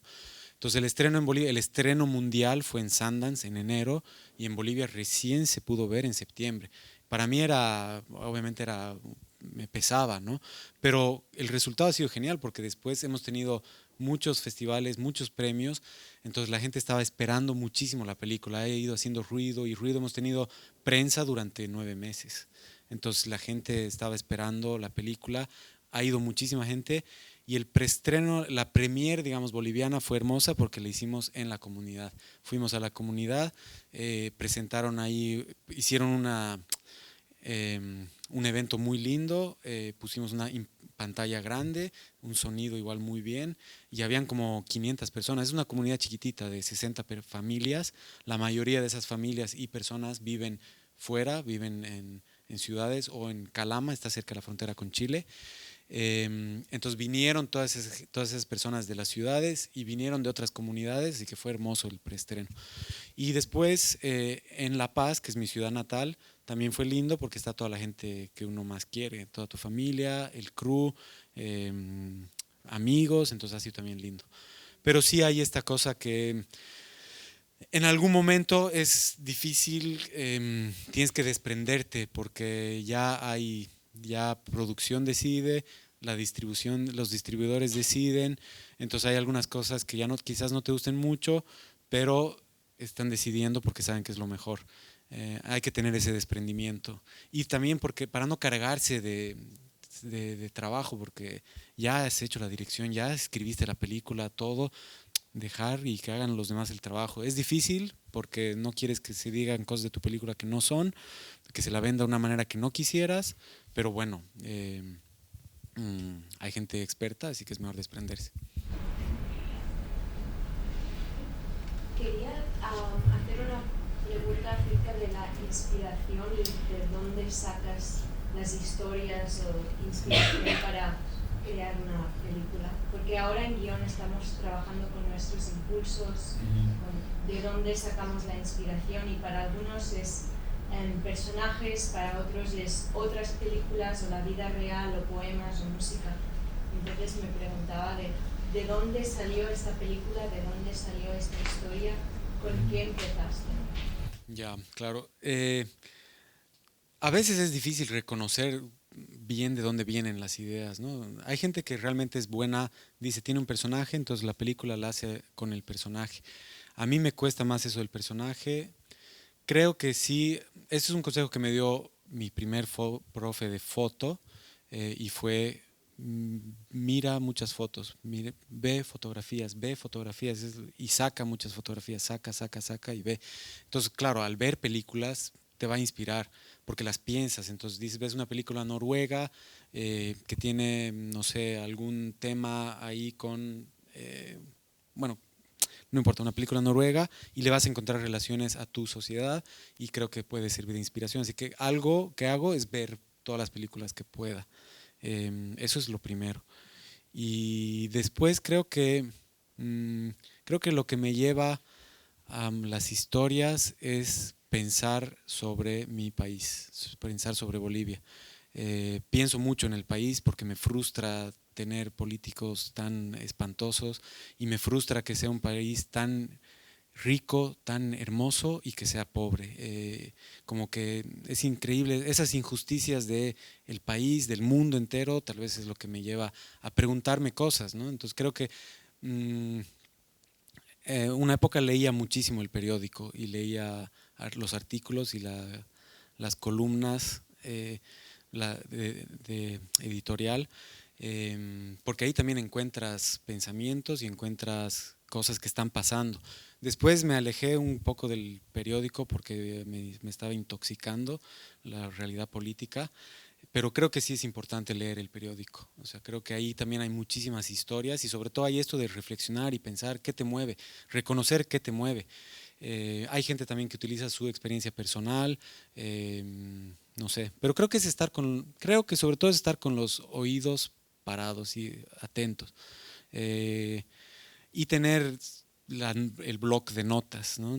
Suena siempre, todos te aconsejan eso y es porque sirve. Yo lo tengo en digital, utilizo Evernote, que es esta, no sé si la utilizan, no he escuchado hablar, es un bloc de notas cualquiera, pero es muy buena la Evernote. Y tengo la agenda en la que también escribo, pero ¿qué es escribir? Por ejemplo, escuchas un diálogo interesante y dices, este es un posible diálogo para una película. Entonces tengo ahí anotados un par de diálogos. Y tengo esto que les he contado, esta se llamaba la de los viejitos, mucho tiempo se llamaba la de los viejitos.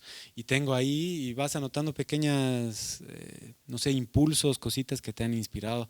Entonces puedes tener ahí, si conoces un personaje fabuloso, dices la del personaje que hace esto, ¿no? O la del encierro, la del aislamiento, la barata de terror, la de, no sé, la del hospital, y vas teniendo ahí, creo que es eso, es escribir todo lo que te genere algo y estar con los oídos parados, las orejas paradas, oído atento, mente curiosa, sí. Bueno, relacionando un poco con lo que ha dicho el compañero de edición de fotografía, ayer comentaste en el cine que, bueno, tú lo has dicho también, ¿no? Que tenías como las ideas muy claras y que tu punto de partida, como siempre había sido de trabajar con una fotografía, fue pues un planteamiento visual y de fotografía, ¿no? Y de imágenes. Entonces, me gustaría saber un poco más de cómo fue esto diste a entender que cuando entró la directora de fotografía fue ya bastante avanzado en el desarrollo de la película. Me gustaría saber cómo fue esto de tomar como el asiento del copiloto, por así decirlo, ¿no? Y dejar que alguien entrara y hiciera eso que era como tu profesión principal, ¿no? Y cómo fue eso, dar el relevo a otra persona. Bueno, la verdad es que has encontrado una analogía muy buena, la del copiloto. Y pasa, todos tenemos a alguien en la familia que cuando está de copiloto es la peor persona, es el peor copiloto, está ahí nervioso, así que te dice, deberías ir, tomar esta calle y no sé qué. Eso es lo peor. Entonces, lo mejor cuando vas como copiloto es saber que estás en esa situación y relajarte. Y si mueres, no sé. Claro. Entonces hice eso. Ella me dio la tranquilidad también de poder relajarme y de saber que estaba en las mejores manos. La fotografía no podía haber estado en mejores manos. Fue una decisión difícil, con producción que la discutimos mucho, porque también podría haber sido una película barata. Existía la posibilidad, antes de ganar ese fondo, el que me hicieron escribir las 75 páginas, ya teníamos dinero. Y podríamos haberla filmado haciendo yo la foto, lo pensamos en algún momento, pero es algo egocéntrico igual, tal vez es mucho trabajo para una sola persona, hacer foto y dirección, o hacer dirección y montaje, hay muchos directores que les encanta eso, yo no lo recomiendo porque es mucha tarea para uno mismo, sobre todo guión, dirección y montaje, es decir, tú estás contando solo esta historia, nadie te va a ayudar en la narrativa, en cuestionarte cosas, ¿no? Entonces lo bueno del cine es colaborativo, entonces alguien te va a cuestionar. Bárbara entró cuando ganamos el fondo, sabíamos que íbamos a tener más dinero, podíamos contratarla y estábamos como a 2 meses de rodar. Y yo ya tenía todas las referencias y tenía el storyboard. En realidad el storyboard lo dibujé más adelante y ya estaba, pero igual se lo presenté ya con storyboard. Pero creo que tienes que, si no confías en las personas que estás eligiendo como colaboradores, tienes que detenerlo y buscar a alguien en que sí confíes. ¿Qué tal? Bueno, voy a hacer una pregunta con referencia a la dirección de actores y más específicamente de actores naturales. Entonces, hace poco cuando estabas hablando de los actores, citaste como el Esculpir en el Tiempo de Andrzej Tarkovsky, y ahí hay una anécdota muy interesante que es con referencia a la película de El Espejo, ¿no? Y Tarkovsky cuenta un poco el proceso de dirección de actores y dice que en ciertas situaciones suele guardarse información como director con referencia a los actores. También, bueno, hablabas de La Tierra y la Sombra, que es una película colombiana que encuentra muchísima fuerza como en el subtexto, ¿no? Eso que aparentemente no se dice pero que está más presente. Entonces, cuando estás dirigiendo un actor natural, realmente, a ver, ¿cómo lo manejaste, ¿no? ¿Te guardaste la información o cómo trabajaste más tan complejos como el subtexto, que pues un actor natural no tiene por qué conocer? Claro, ahí creo que, como decía, tenía la tentación en algún momento de darles más libertad. Hay directores que hacen eso, que llegan y se guardan información. En este caso yo no me guardé nada. Les compartí absolutamente todo y más bien ellos incorporaron todas las emotividades y entendieron también la historia que estaban haciendo, que me parece, sobre todo cuando sabes que hay un problema, que el director a veces está en una posición de poder por encima del actor. Y es muy peligroso cuando tienes una posición de poder sobre alguien. Y yo he visto directores hacer cosas espantosas con los actores. Bueno, ahí está el caso de Bertolucci y la famosa escena esa que le han destrozado la vida a una persona. Entonces hay que tener mucho cuidado con esa posición de poder. Y a mí no me parece justo guardarme información para obtener algo para la película. Es decir, la película no puede estar nunca por encima de las personas. Eso es algo que yo pienso personalmente. Si es una escena, si es una película, si estás tocando temas más ligeros y tal vez una comedia y necesitas que el actor realmente sea espontáneo, pero no estás tocando temas profundos, perfecto, lo puedes hacer así, te puedes guardar cosas y sorprenderlo. Pero creo que hay otras que no es justo hacerlo, y no es ético, me parece. Depende, creo que mucho el tema que estés tocando, el tipo de personas con las que estés trabajando y esto de la posición de poder que tengas, ¿no? A lo mejor si trabajo algún día con Javier Bardem, tal vez le hago alguna crueldad, eso sí podría ser, pero solo para divertirme. Sí. Una última pregunta, ¿queréis preguntar algo y cerramos la sesión? Bueno, esta pregunta, por ahí es medio porque no termino de entender bien cómo es el sistema del cine, o sea, por ahí que es algo muy común lo que voy a preguntar, pero siempre escuchamos que nos dicen tenés que hacer de todo antes de ser director o no se encajen con querer ser director, te van a pasar por 1000 cosas. En tu caso vos llegaste.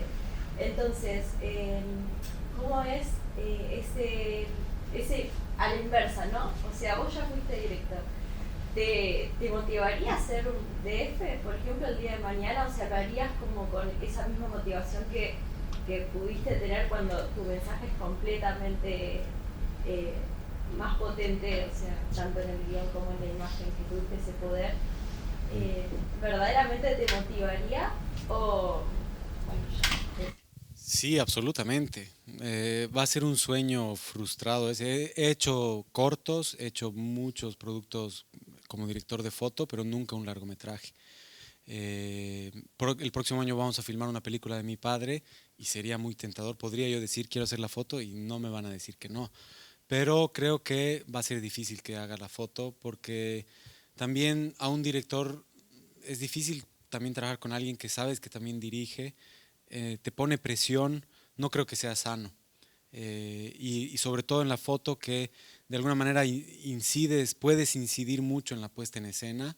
Entonces no creo que lo vuelva a hacer lastimosamente, pero sí quiero y voy a hacer making of y foto fija, eso seguro. Me encanta ese lugar y me parece que aprendes mucho. También hice continuidad en un largometraje, eso me sirvió muchísimo igual, porque bueno, estás haciendo script, ¿no? Estás asegurándote que la historia se cuente como estaba planteada en el guión. Y ves muchos detalles y estás cerca de dirección y de los actores, así que aprendes mucho igual. Así que sí, bueno, eso, making of y foto fija, seguro. Me pueden llamar si quieren en sus largos. Sí. Pues lo dejamos aquí. Gracias.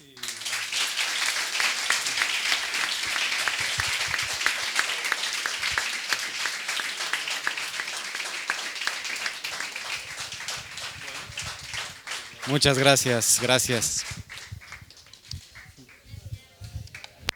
Gracias por compartir.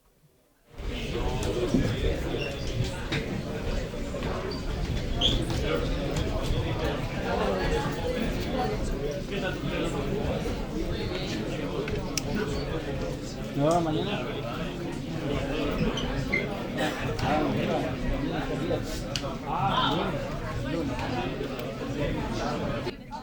¿Ya?